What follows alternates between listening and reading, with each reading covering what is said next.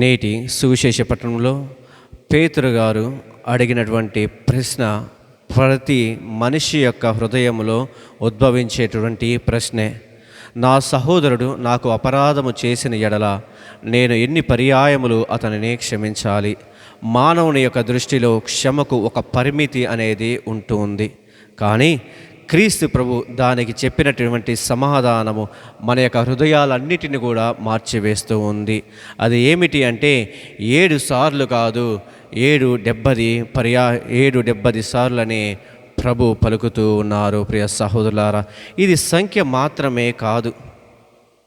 అలుపెరగని ప్రేమ, అంతులేని క్షమ, దేవుని కరుణకు ప్రతిబింబించే జీవితం గురించి ప్రభు తెలియజేస్తున్నాడు. రాజు మరియు సేవకుని యొక్క ఉపమానంలో రాజు ఏ విధంగా అయితే సేవకుని యొక్క అప్పును క్షమించి ఉన్నారో, ఆ అప్పు మనము దేవునికి చేసినటువంటి పాపానికి ప్రతీకంగా ఉంటూ ఉంది. ఆ అప్పుని మనము ఎప్పటికీ కూడా తీర్చలేము. అయినప్పటికీ దేవుడు తన యొక్క ఏకైక కుమారుని శిలువ మరణము ద్వారా, త్యాగము ద్వారా మనలను పూర్తిగా క్షమించి వేసినాడు. మరి మనము ఎందుకు మనకు చిన్న చిన్న అపరాధములు చేసినటువంటి మన యొక్క తోటి సహోదరులను మనము క్షమించటం లేదు? ఎందుకు మనము మన యొక్క తోటి సహోదరులను మనము క్షమించటం లేదు? దేవుడి నుండి మనం క్షమను పొందుకుంటున్నాము. దేవుడి నుంచి మనము పాప మన్నింపును పొందుకుంటున్నాము. దేవుడి నుంచి మనం ఆశీర్వాదాలు పొందుకుంటున్నాము.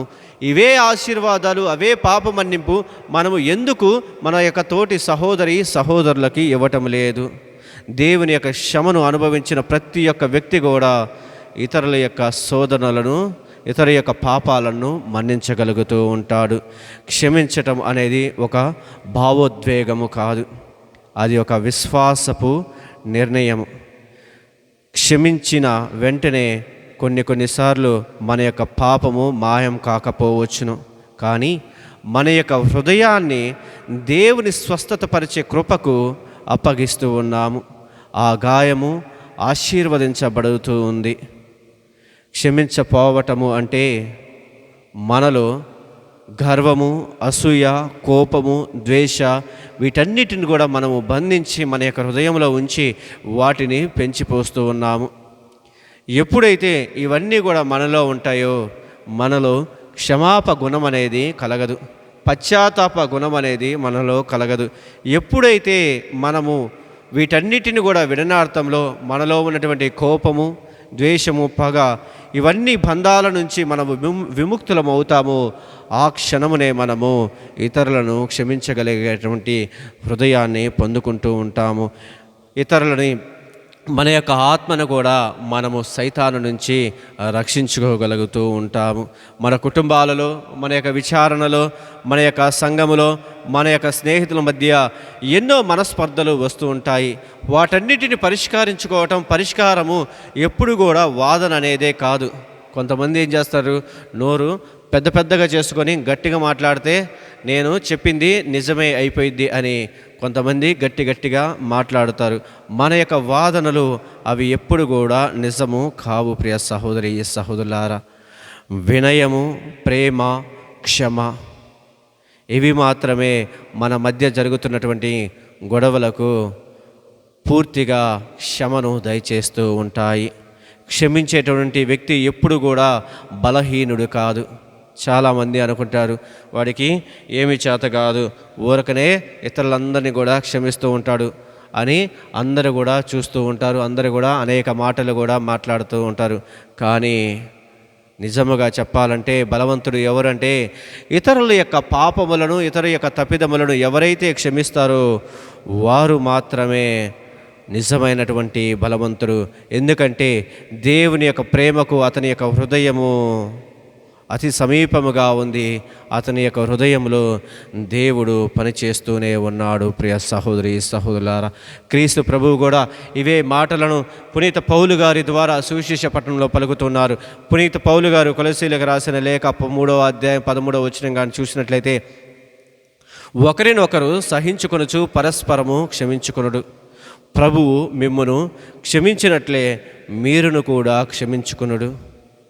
పునీత పౌలు గారు ఎఫెసీయులకు రాసిన లేఖ 4వ అధ్యాయం 32వ వచనం కానీ చూసినట్లయితే పునీత పౌలు గారు ద్వారా ప్రభు ఈ విధంగా పలుకుతున్నారు. ఒకరి పట్ల ఒకరు దయగలవారై కనికరం గలవారై దేవుడు క్రీస్తునందు మిమ్మును క్షమించినట్లే మీరు కూడా ఒకరిని ఒకరు క్షమించుకొనుడు.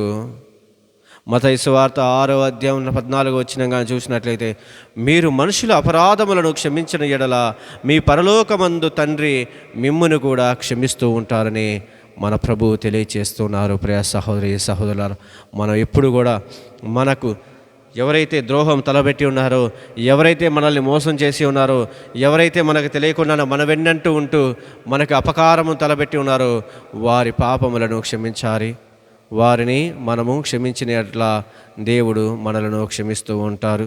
ఇద్దరు స్నేహితులు ప్రయాణమైపోతున్నటువంటి సమయంలో మార్గం మధ్యలో ఒక నది అనేది వచ్చింది. అక్కడ ఒక స్త్రీ నది దాటడానికి ఇబ్బంది పడుతున్నప్పుడు, భయపడుతున్నప్పుడు అందులో మొదటివాడు ఆమెను ఎత్తుకొని ఆ నది దాటించి ఆవలన తీరమున దించివేశాడు. మరలా వారి యొక్క ప్రయాణాన్ని కొనసాగిస్తున్నారు. రెండో వ్యక్తి దీని గురించి ఆలోచిస్తున్నాడు.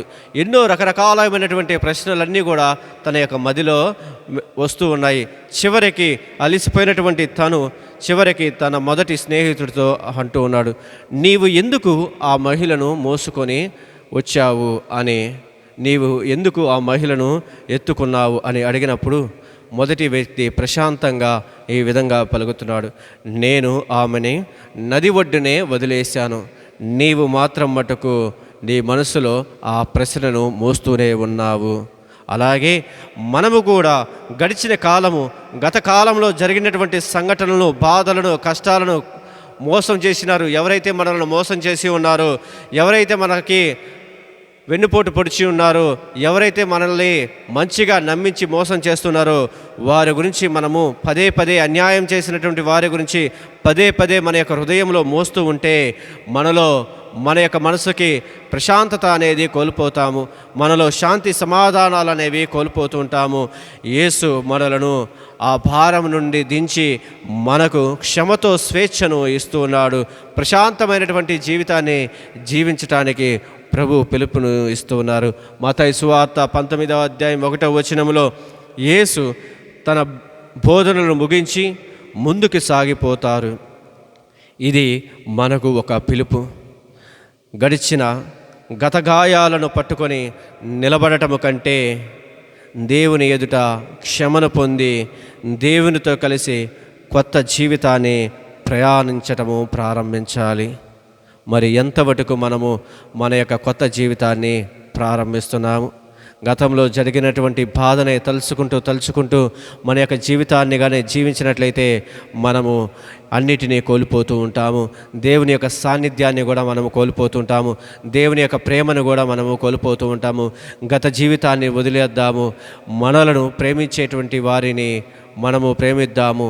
మనలను క్షమించే వారి యొక్క పాపములను మనము క్షమించి దేవుని యందు విశ్వాసములో మనము కూడా ప్రయాణించదము. ఒకసారి ఆత్మ పరిశీలన చేసుకుందాము. నా హృదయంలో ఇంకా ఎవరి పట్లనైనా ద్వేషము లేదా క్షమలేని భావము ఉందా?